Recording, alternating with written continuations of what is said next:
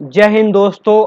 आज आपके लिए बहुत महत्वपूर्ण वीडियो लाए हैं और उन स्टूडेंटों के लिए महत्वपूर्ण वीडियो है जो जेल प्रहरी का एग्जाम दे रहे हैं इस बार, या जो student MP PSC, MPSI, MP police की भी तैयारी कर रहे हैं, उनके लिए भी साइंस का वेरी वेरी महत्वपूर्ण वीडियो है। इसको पूरा जरूर देखें और लास्ट में वीडियो को लाइक और सब्सक्राइब जरूर करें। चलो स्टार्ट करते हैं दोस्तों।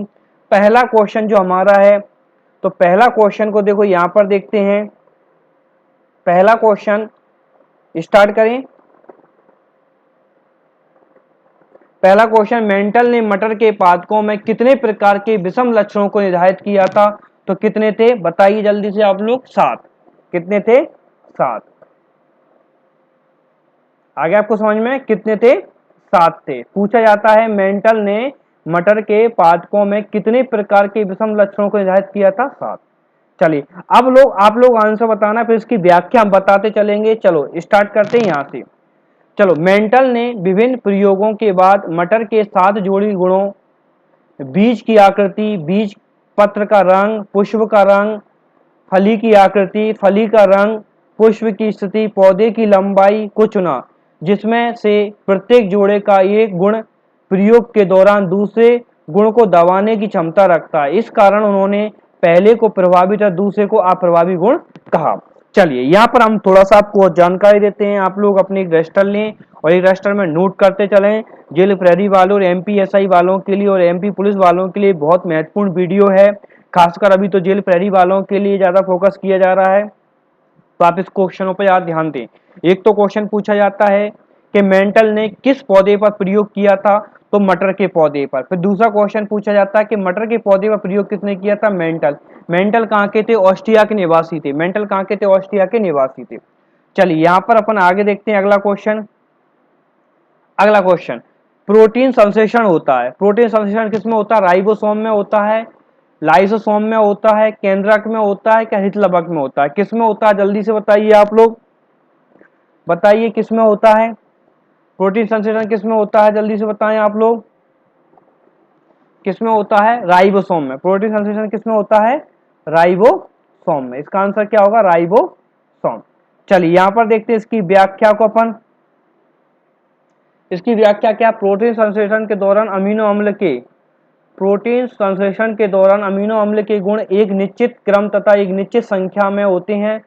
पॉलीपेप्टाइड श्रृंखला के अमीनो अम्ल के अनुक्रम में डीएनए न्यूक्लियोटाइड श्रृंखला में उपस्थित न्यूक्लियोटाइडों के क्रम द्वारा निर्धारित किया जाता है। राइबोसोम प्रोटीन निर्माण के स्थल होते हैं। टिक कर लेना, काफी इंपॉर्टेंट है। राइबोसोम प्रोटीन निर्माण के स्थल होते हैं, इसलिए इनको प्रोटीन निर्माण का कारखाना कहा जाता है। एग्जाम में पूछा जाता है प्रोटीन की फैक्ट्री किसे कहते हैं? तो राइबोसोम को कहते हैं। कारखाना मतलब फैक्ट्री। तो ये भी क्वेश्चन एग्जाम में पूछा जाता है, प्रोटीन का निर्माण, जो प्रोटीन का निर्माण होता है, ठीक है, और प्रोटीन की फैक्ट्री किसे कहते हैं? राइबोसोम को। चलो अगला क्वेश्चन और देखते हैं आप लोग। देखिए, ध्वनि निम्न में से किसमें गति नहीं कर सकती? बताइए, वायु में, जल में, लोहा में, निर्वात में? किसमें? जल्दी बताइए किसमें नहीं कर सकती। पर जल्दी जल्दी आंसर बताते हैं, यहाँ पर अपने मैच करता हूँ। निर्वात में। किसमें? निर्वात में। तो इसका आंसर क्या होगा? डी। चलिए आगे देखते हैं व्याख्या इसकी। ध्वनि एक प्रकार का कंपन व विक्षोभ है। ध्वनि एक प्रकार का क्या है? कंपन व विक्षोभ है, जो किसी ठोस, द्रव या गैस से होकर संचित होती है। ध्वनि निर्वात में गति नहीं करती। किसमें नहीं करती? निर्वात में। वायु में ध्वनि की चाल, ये एग्जाम में बहुत पूछा जाता है, आप लोग इसको नोट कर सकते हैं। वायु में ध्वनि की चाल 332 मीटर पर सेकंड होती है, और जल में ध्वनि की चाल 1483 मीटर पर सेकंड होती है, और लोहे में ध्वनि की चाल 5130 मीटर पर सेकंड होती है। तो ज्यादातर आपसे वायु का ज्यादा पूछा जाता है कि वायु में ध्वनि की चाल कितनी होती है? 332 मीटर पर सेकंड होती है। चलिए अगला क्वेश्चन देखते हैं।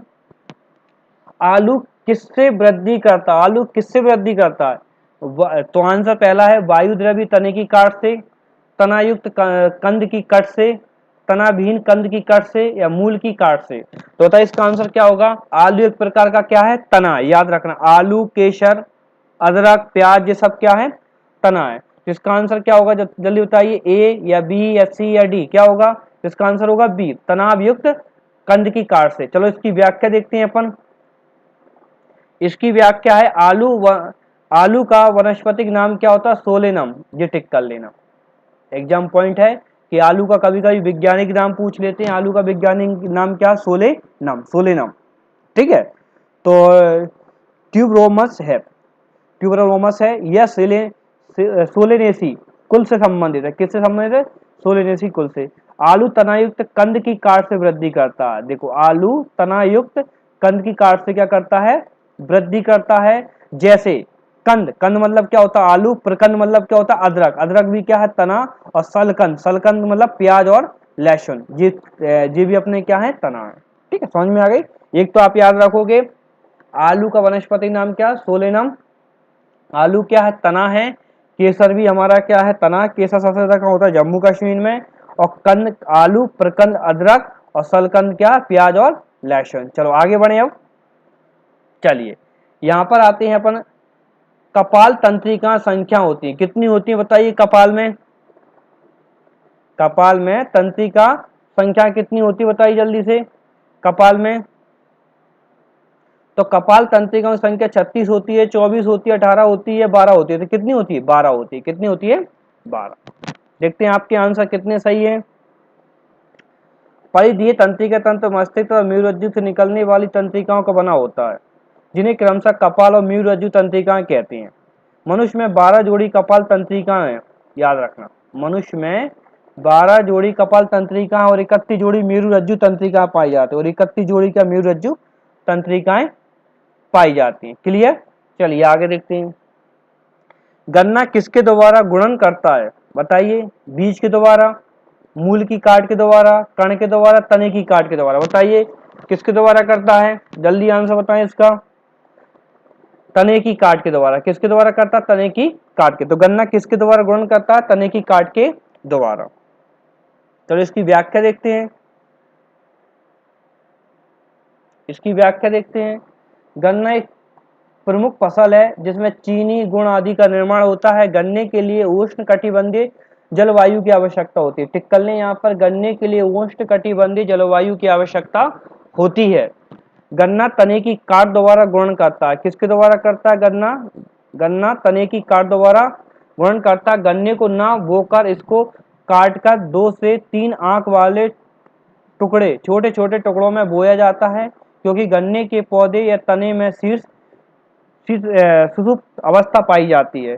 तो देखो, गन्ने से शक्कर बनती है, गुड़ बनता है, गन्ने से शराब भी बनती है किण्वन विधि द्वारा। नोट कर लेना आप, इसको नोट कर लें, पूछा जाता है गन्ने से शराब बनती है किस द्वारा?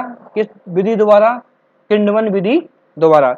हमारे भारत में गन्ना होता है उत्तर प्रदेश में, याद रखना।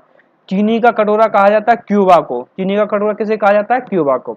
तो गन्ना एक प्रमुख फसल है, याद रखना। और एक चीज ये नोट करना, गन्ने के लिए यहाँ पर नोट करना, गन्ने के लिए उष्ण कटिबंधीय जलवायु की आवश्यकता होती है। कौन सी?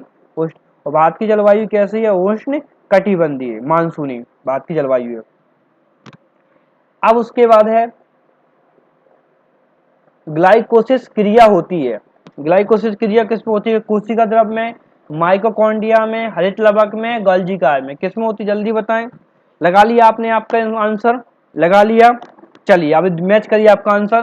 पहला, ग्लाइकोजन का अध्ययन सर्वप्रथम, ग्लाइकोजन का अध्ययन सर्वप्रथम एमेंडेन मेयरहॉफ पार्सन ने किया था, याद रखना। ग्लाइकोजन का अध्ययन सर्वप्रथम किसने किया था? एमेंडेन मेयरहॉफ पार्सन ने किया था, इसलिए इसमें ईएमपी पथ भी कहते हैं, याद रखना। ग्लाइकोजन को क्या नाम देते हैं? ईएमपी पथ भी कहते हैं। इसको अनोक्सी शोषण का शर्करा किण्वन भी कहा जाता है। इसे क्या कहते हैं? अनोक्सी शोषण या शर्करा किण्वन भी कहा जाता है। शोषण की ग्लाइकोसिस की क्रिया कोशिका द्रव में होती है, जिसमें 2 एटीपी ऊर्जा का निर्माण होता है। शोषण में क्रॉस चक्र की क्रिया माइटोकॉन्ड्रिया में होती है। टिक कर लो, ये क्वेश्चन एग्जाम में पूछा जाता है। ये एग्जाम में आ चुका क्वेश्चन, याद रखना कि शोषण की क्रिप्स चक्र की क्रिया किसमें होती है? तो आंसर क्या रहता है? माइटोकॉन्ड्रिया में, जिसमें 38 एटीपी ऊर्जा का क्या होता है? निर्माण होता है। आप लोग खुद आंसर लगाते चलें, फिर व्याख्या से मैच करते चलें कि आपके कितनी आंसर सही है। ऊध्रपातन वह प्रक्रिया जिसमें ठोस गलता है। ऊध्रपातन ऊर्ध्वपातन वह प्रक्रिया है जिसमें ठोस, पहला आंसर है, गलता है, द्रव अवस्था में परिवर्तित होता है, उबलता है, सीधे वाष्प अवस्था में परिवर्तित होता है। जिसका आंसर क्या होगा, जल्दी बताइए। इसका आंसर होगा डी, व्याख्या में देख लो, ठीक है, डी। कुछ ठोस पदार्थ ऐसे होते हैं जिन्हें गर्म करने पर वे द्रव अवस्था में आने की वजह सीधे वापस वाष्प में बदल जाते हैं, पुनः वाष्प को ठंडा किए जाने पर सीधे ठोस अवस्था में आ जाती है। तो ऐसी क्रिया सिर्फ कपूर में होती है। किसमें होती है, कपूर में। याद रखना, कपूर किसका उदाहरण है, ऊर्ध्वपातन का एक उदाहरण है। कुछ ठोस पदार्थ ऐसे होते हैं जिसमें गर्म करने पर द्रव अवस्था में आने की वजह सीधे वापस वाष्प में बदल जाते हैं और पुनः वाष्प को ठंडा किए जाने पर सीधे ठोस अवस्था में आ जाते हैं। ऐसे पदार्थ को ऊर्ध्वपातन कहते हैं। इस क्रिया को ऊर्ध्वपातन कहा जाता है। उदाहरण के लिए क्या है, कपूर। ये परिभाषा को आप अच्छे से नोट करना, हमेशा एग्जाम में काम आती है। चलिए, किस माध्यम में ध्वनि अधिक तीव्रता से गति करती है, तो बताइए। ये सब लोग जानते हैं कि सबसे अधिक ध्वनि जो तीव्रता से माध्यम से गमन करती है तो वो ठोस में करती है। किस में करती है, ठोस में। अब देखते हैं आपका आंसर कितने सही हो रहे हैं। जिन यांत्रिकों की आवृत्ति, देखो, जिन यांत्रिकों की आवृत्ति 20 हर्ट्ज से 20,000 हर्ट्ज के बीच होती है, उनकी अनुभूति हमें अपने कानों द्वारा होती है, उसे हम ध्वनि कहते हैं। ध्वनि तरंगें अनुदैर्घ्य यांत्रिक तरंगें होती है। ये टिक कर लो। पूछा जाता है कि ध्वनि कैसी तरंगें है, तो ध्वनि है अनुदैर्घ्य यांत्रिक तरंगें हैं। ये निर्वात में गमन नहीं करती। ध्वनि किस में गमन नहीं करती, निर्वात में गमन नहीं करती। ध्वनि की चाल सबसे अधिक ठोस में, उसके बाद द्रव में, और सबसे कम किस में होती है, गैस में होती है। सबसे कम गैस में होती है, निर्वात में ध्वनि की चाल गमन नहीं करती। चलो अगला क्वेश्चन देखते हैं। अगला क्वेश्चन, दो पिंडों के मध्य आकर्षण बल निम्न पर निर्भर नहीं करता। तो दो पिंडों के मध्य आकर्षण बल निम्न पर निर्भर नहीं करता। पिंडों की आकृति पर नहीं करता, उनके केंद्रों के मध्य दूरी पर करता है, उनके द्रव्यमानों के परिणाम पर करता है, गुरुत्वाकर्षण के नियतांक पर, बताइए, करता है। इसका आंसर कौन सा हो जाएगा, पहला, पिंडों की आकृति पर। चलो व्याख्या देखते हैं। इसकी व्याख्या गुरुत्वाकर्षण का सिद्धांत दिया था आइजैक न्यूटन ने, जो कि इंग्लैंड के थे। गुरुत्वाकर्षण का सिद्धांत किसने दिया था, आइजैक न्यूटन ने, जो कहाँ के थे, इंग्लैंड के। नोट कर लेना। इस न्यूटन के 3 नियम दिए थे। गुरुत्वाकर्षण के कितने नियम दिए थे, 3। इस नियम के अनुसार किन्हीं दो पिंडों के बीच कार्य करने वाला आकर्षण बल पिंडों के द्रव्यमान के गुणनफल के अनुक्रमानुपाती तथा उनके बीच की दूरी के वर्ग के व्युत्क अनुमानुपाती होता है। दो पिंडों के मध्य आकर्षण बल पिंडों की आकृति पर निर्भर नहीं करता। चलो आगे देखते हैं अपन। अगर वीडियो को अच्छा लगे तो आप वीडियो को लाइक करना, सब्सक्राइब करना और दोस्तों को शेयर करना। अगर ज़्यादा से ज़्यादा आप लोग व्यू और सब्सक्राइब रहेंगे तो ऐसे हम वीडियो बनाते रहेंगे। चलो ओके, धन्यवाद दोस्तों।